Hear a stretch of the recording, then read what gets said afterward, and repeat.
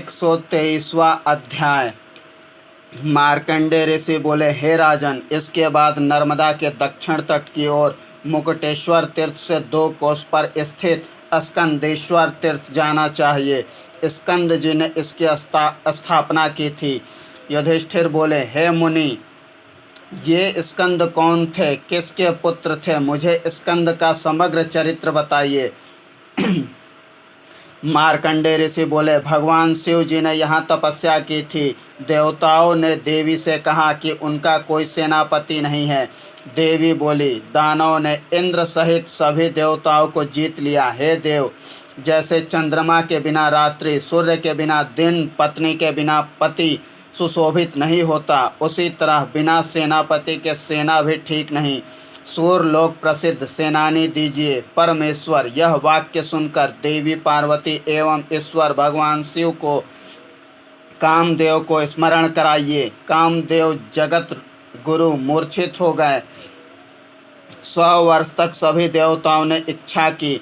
देवराज इंद्र ने जाकर भगवान शिव को महामैथुन के लिए प्रेरित करने के प्रयत्न के लिए देवताओं के साथ मंत्रणा कर अग्नि को भेजा। भगवान शिव ध्यानस्थ हो गए। यक्ष रूप कैलाश पर्वत को क्षोभित कर दिया। शिव जी अचानक देखकर हाहाकार उठ गए। क्रोधित महादेवी लज्जा छोड़कर कांपती हुई भगवान शिव से बोली। पार्वती जी बोली, हे शिव जी, देवताओं ने पुत्र जन्म के लिए ही आपसे विवाह किया है। भगवान शिव ने अग्नि से कहा, आप लोक कल्याण के लिए हमारे वीर्य को वहन कीजिए। मेरे तेज को आप मुख से धारण करें। ऐसा नहीं करने पर हम दोनों आपको शाप देंगे। देव कार्यों की सिद्धि के लिए तथा संसार की रक्षा के लिए आपसे होने वाला पुत्र सेनानी होगा। अग्निदेव बोले, हे देव, आपके वीर्य को मैं कैसे धारण कर सकता हूँ? आपका वीर्य तीनों लोकों को भस्म कर सकता है। शिव जी बोले, वीर्य से पेट में यदि रोग हो जाए तो उस तेज को आप गंगा में फेंक देना। मार्कंडेय जी बोले, ऐसा कहकर भगवान शिव ने अपने अमोघ वीर्य को अग्नि के मुख में डालकर अंतर ध्यान हो गए।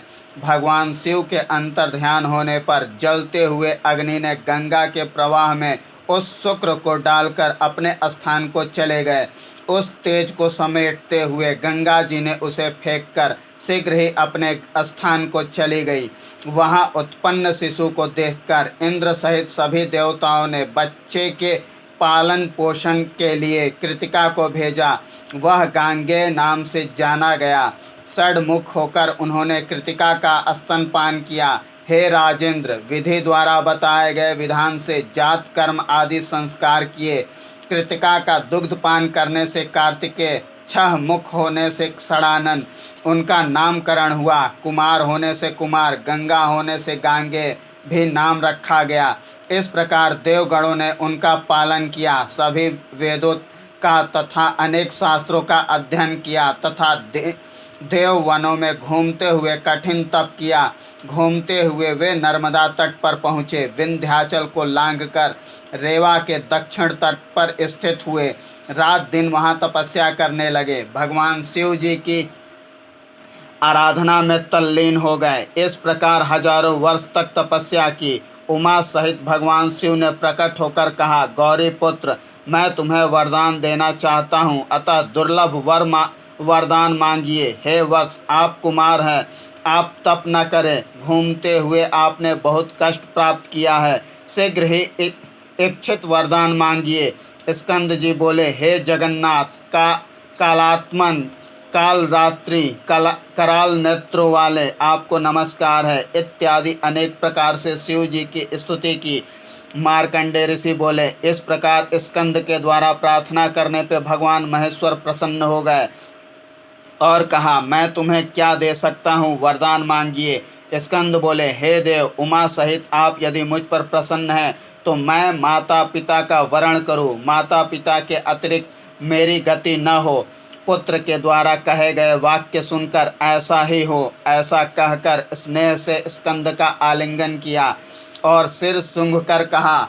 शिव जी बोले, हे अनघ, तुम्हारी कहीं भी पराजय न हो। आप सेनानी होंगे। मैंने पूर्व में ही तुम्हें मयूर का वाहन दिया है। आज दानवों को नष्ट करने की शक्ति भी प्रदान की। दानवों के वध के लिए इसे ग्रहण कीजिए। मार्कंडेय ऋषि बोले। शिव जी के अंतर ध्यान हो जाने पर स्कंद ने अपने नाम से शिव जी की स्थापना कर पूजा की और शिव जी के पास चले गए। तब से यह तीर्थ स्कंदेश्वर नाम से प्रसिद्ध हुआ।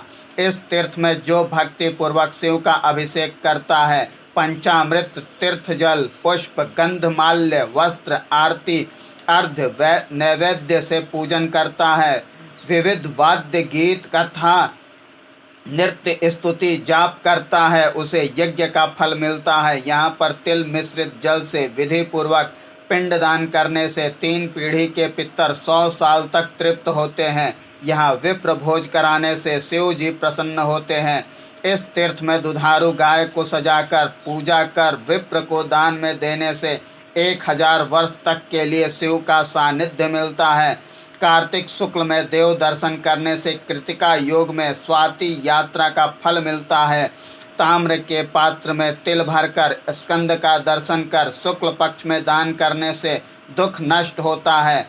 स्वर्ण दान से इंद्रलोक और दीर्घायु, छत्र पादुका दान से स्वर्गलोक मिलता है। यहाँ पर शुभ या अशुभ जो भी किया जाए वह अक्षय हो जाता है। यहाँ प्राण त्याग करने से परम गति मिलती है और प्रलय काल तक रुद्र लोकवास मिलता है। पश्चात इसी भारतवर्ष में सर्वव्याधि मुक्त वेदांग का पंडित उत्तम कुल में जन्म लेता है और पुत्र पौत्र आदि से युक्त 100 वर्ष से भी अधिक जीता है। कार्तिकेय का चरित्र चमत्कारी, धन्य, यशस्वी, आयुवर्धक और दुख दुर्भाग्य का नाशक है। 124वां अध्याय। मार्कंडेय ऋषि बोले, हे युधिष्ठिर, कार्तिकेय तीर्थ से कुछ आगे नर्मदेश्वर तीर्थ है। यह सब पापों को नष्ट करने वाला तथा मोक्षदायक है। यज्ञ समय में देव, सिद्ध, किन्नर, गंधर्व, विद्याधर, नदी, नद तथा सभी तपोनिष्ठ राजा आदि भी आए। वहाँ मैं भी गया था।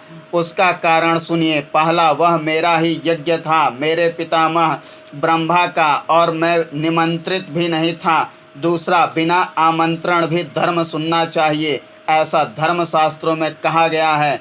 तीसरा, यज्ञ विहित धर्म कार्य करना चाहिए। आचार्यों का कथन है कि धर्म करने से, सुनने से, देखने से, करने अथवा कराने का अनुमोदन से भी 7 कुलों का उद्धार होता है। इसलिए उस यज्ञ में मैं गया था। देवता, सिद्ध, मुनिगण चकित होकर कारण पूछने लगे। वेद एवं गंगा को छोड़कर यज्ञ को पूर्ण करने में तत्पर थे। इसमें क्या कारण है, विचार कीजिए। ऐसा सुनकर मुनियों ने देवताओं से कारण पूछा, किंतु ज्ञानियों ने भी कोई उत्तर नहीं दिया। पुनः सुर, सरित, गंगा आदि नदियों को देवताओं के सामने बुलाया गया और पापों को नष्ट करने की उनके सामर्थ्य के विषय में पूछा।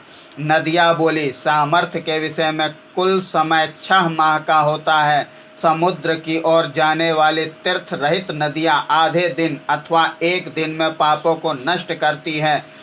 तत्काल स्नान करने से नदियाँ 3 रात्रियों में फल देने वाली होती है। समुद्र की ओर जाने वाली जो कि तीर्थ में होती हैं, वे एक पक्ष में, तीर्थ रहित नदियाँ 1 मास में। इसी के समान समुद्र भी फल देने वाले होते हैं। गोदावरी और गोमती 6 माह में फल प्रदान करने वाली है। एक बार स्नान करने से गंगा साल भर में फल देती है। सरस्वती 3 मास में फल देती है। ताप्ती 1 मास में। सरयू नदी का 1 बार सेवन करने से 7 माह में। यमुना 9 मास में। क्षिप्रा, वेत्रवती, चामुंडवती, चर्मंडवती 5 मास में। गंडकी 7 माह में फल देती है। इस प्रकार उन नदियों ने फल के विषय में बहुत चर्चा की। नर्मदा ने स्वयं के विषय में कुछ नहीं कहा। इससे क्या कारण है? हे नर्मदे, आपने कुछ भी नहीं कहा। बोलिए, आप में पवित्र करने की क्या शक्ति है, वर्णन कीजिए। हे पार्थ, देवताओं ने जब रेवा के बारे में पूछा तो मेरे सम्मुख देखकर नर्मदा कुछ नहीं बोली। तब मैंने ही देवर्षियों को ही निवेदित किया 3 दिन में सरस्वती जल, यमुना जल 1 सप्ताह में, गंगा जल शीघ्र ही पवित्र कर देती है, नर्मदा दर्शन मात्र से पवित्र कर देती है। स्मरण करने से 1 जन्म के तथा दर्शन करने से 2 जन्मों के पाप नर्मदा नष्ट कर देती है। स्नान करने से सहस्र जन्मों के पाप नष्ट कर देती है। मार्कंडेय ऋषि बोले, नर्मदा से स्पर्धा करने वाली ताप्ती नदी ने कहा, मैं भी स्मरण मात्र से मनुष्य कहीं भी हो पाप रूपी कीचड़ में फंसे हुए मनुष्य को शीघ्र ही पाप मुक्त कर पवित्र कर देती हूँ। ऋषिगण बोले, 7 कल्प तक स्मरण योग्य रेवा मेरे साथ पुण्य कारक है। स्मरण कीर्तन देखकर स्नान करने पर पवित्र करती है। तब सरस्वती ने उठकर कहा, यदि ऐसा है तो विप्रवर्य सुनो, मैं कहती हूँ 64 कल्प से अधिक से मेरा स्मरण किया जा रहा है। जो मेरे में स्नान करता है वह दुगना फल प्राप्त करता है।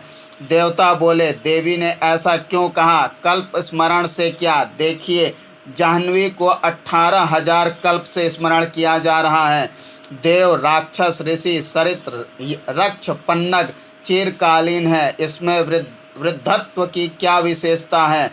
ब्रह्मा जगत पिता वृद्ध, विष्णु सभी जगह पूज्य हैं। कार्यों के प्रारंभ में मोदक प्रिय गणेश की पूजा की जाती है। इसलिए अपने समान प्राप्त कर बुद्धिमानों को कहना चाहिए, सिर पर गंगा, सूर्य, चंद्र नेत्र, गले में सर्प, वृषभारूढ़, वासुकी को गले का हार बनाने वाले विश्व स्वरूप शिव की पुत्री नर्मदा जी हैं। उनके समान आप नहीं हो सकती। सकल भारत भूमि विशेष रूप से देखी, पापों को नष्ट करने वाली, सैकड़ों पुण्य फल प्रदान करने वाली सिंधु आदि में मैंने स्नान किया, किंतु महेश्वर सुता नर्मदा के समान एक भी नहीं, जो दैत्यों का नाश करने वाली हो। अथवा ऐसा नहीं देखा कि उसके आश्रित पत्थर भी शिव बनकर पूजे जाते हैं। मेरे ऐसा कहने पर सारे देवता प्रसन्न हो गए और नदियों ने रेवा की प्रशंसा की और आकाश से पुष्प वृष्टि होने लगी। सब देवताओं ने मुझे आशीर्वाद देकर देवी नर्मदा की स्तुति कर स्नान करने के लिए नर्मदा में प्रवेश किया। देवताओं के स्नान करने पर लोक पावनी माता नर्मदा प्रसन्न होकर विनोद पूर्वक मुझसे बोली, सभी मुनिजन स्नान करते हैं, आप क्यों नहीं स्नान करते हैं? उसी प्रकार मैंने भी विनोद पूर्वक शीघ्र ही कहा, आपके दर्शन मात्र से ही मुक्ति प्राप्त होती है, स्नान से क्या फल होगा मैं नहीं जानता। ऋषिगण बोले, श्रेष्ठ समागम पर यह वार्तालाप हुआ। सज्जनों का समागम निश्चय ही पुण्य फल देने वाला है। मेरे पर कृपा कर चिरकाल तक यहाँ आप स्थिर रहें।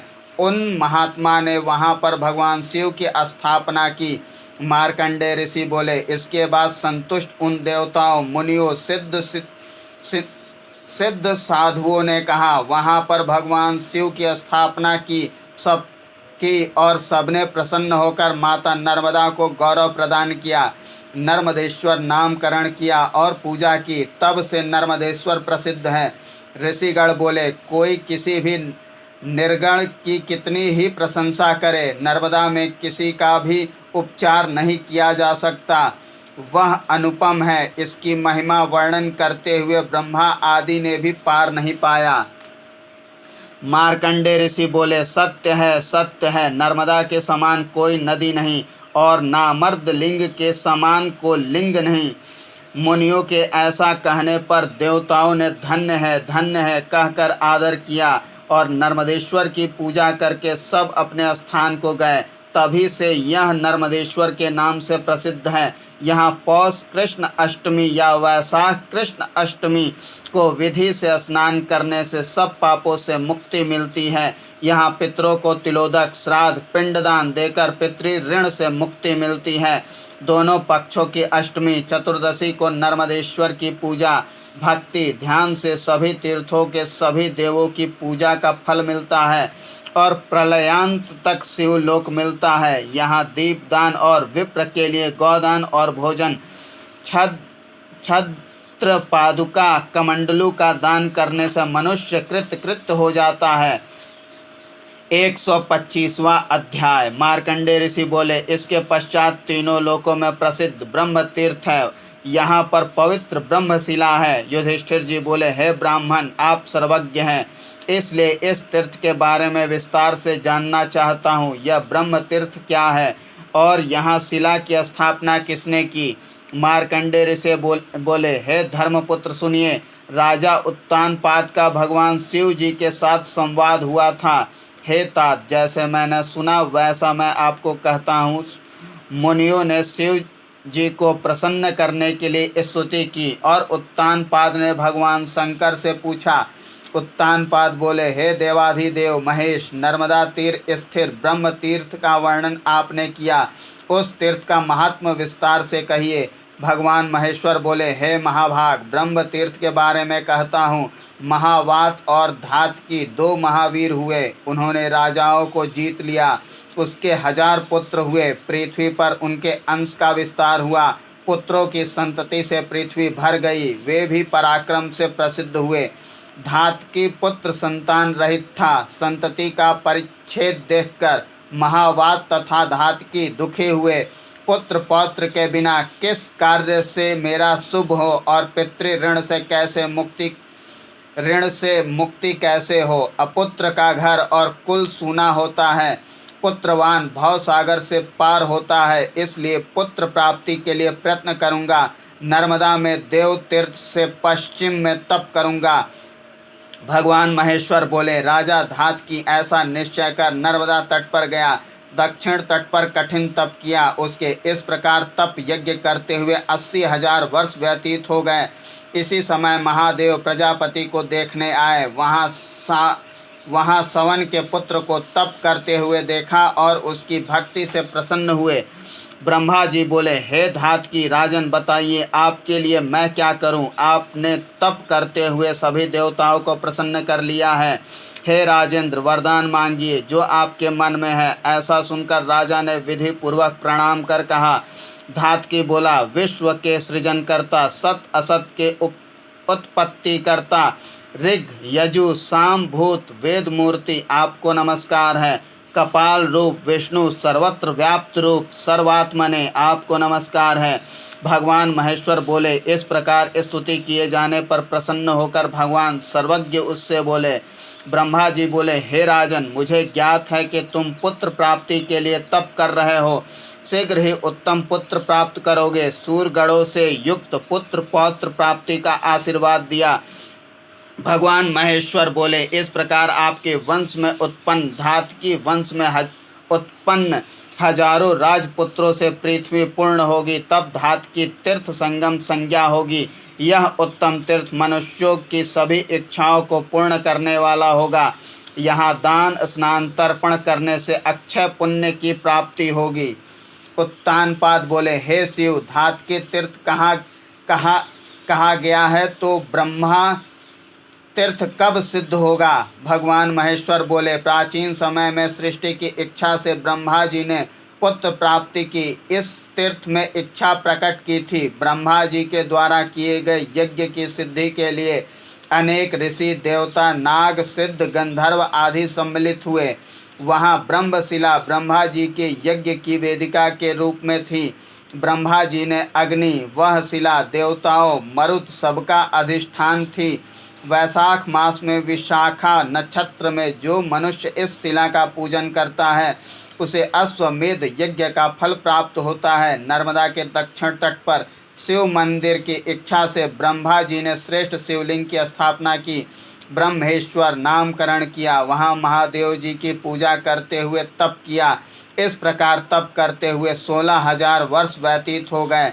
ब्रह्मा जी के तप से प्रसन्न होकर प्रकट होकर हे ब्राह्मण, सिद्धि प्राप्त होगी। तभी आकाशवाणी हुई, हे ब्राह्मण, वेदों की आज्ञा अनुसार सृष्टि की रचना कीजिए। तब विस्मित हुए ब्रह्मा जी ने भगवान महेश्वर को नमस्कार कर ध्यान करते हुए तपस्या से सिद्धि प्राप्त की। वेदों का जप करते हुए सृष्टि की रचना की। सबसे पहले ब्रह्मा जी ने दक्ष आदि की रचना की, उनसे इस लोक की उत्पत्ति हुई। ब्रह्मेश्वर संगम तीर्थ में स्नान करने तथा जल पीने से तथा दर्शन मात्र से पाप नष्ट होते हैं। श्राद्ध करने पर पितृगण अक्षय तृप्ति को प्राप्त करते हैं। विशेषकर वैशाख में स्नान दान तर्पण करने से वाराणसी कुरुक्षेत्र नैमिष तीर्थ में पुष्कर तीर्थ के समान फल प्राप्त होता है।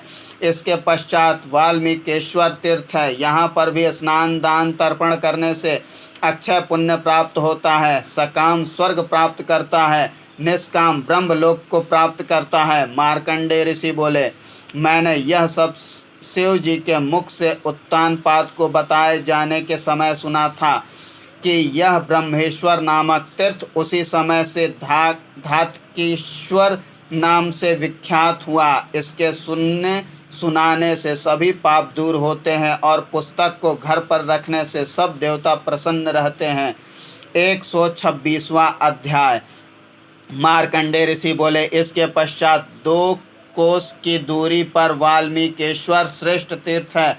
भृगु वंश में उत्पन्न वाल्मीकि ऋषि ने यहाँ पर तप कर सिद्धि प्राप्त की थी। युधिष्ठिर जी ने पूछा, वाल्मीकि जी किसके पुत्र थे? उन्होंने तप क्यों किया?